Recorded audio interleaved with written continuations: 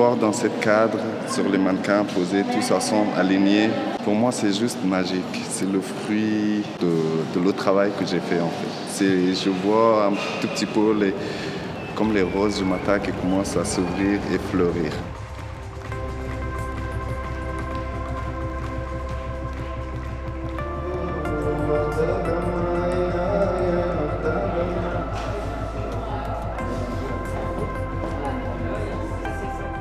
Mon oncle, il était couturier.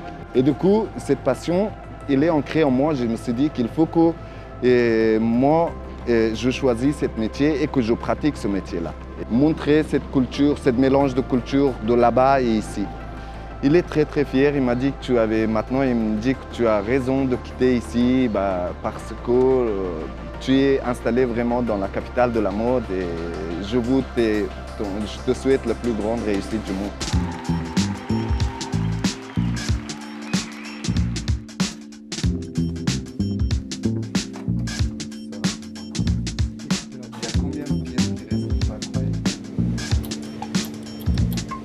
Donc concrètement, le projet Espero Atelier consiste à un chantier d'insertion où on emploie des personnes réfugiées qui viennent partout dans le monde et on les forme, on les accompagne à monter en compétences dans les métiers de la couture.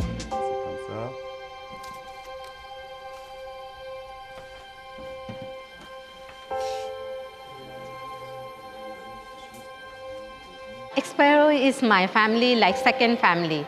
They are always advising me how I survive over here, how I make my career over here, how I start a new door like fashion industry. And they are explaining me each and everything. C'est très important pour les personnes qui arrivent de trouver rapidement une sortie professionnelle pour ne pas dépendre tout le temps de ces structures d'accueil, etc. Donc c'est pour ça que pour les personnes réfugiées, c'est très précieux. Pour les entreprises, d'un autre côté, ça permet de gagner du talent humain. Ça permet aussi d'inclure de la diversité au sein des équipes et d'avoir un regard différent du monde.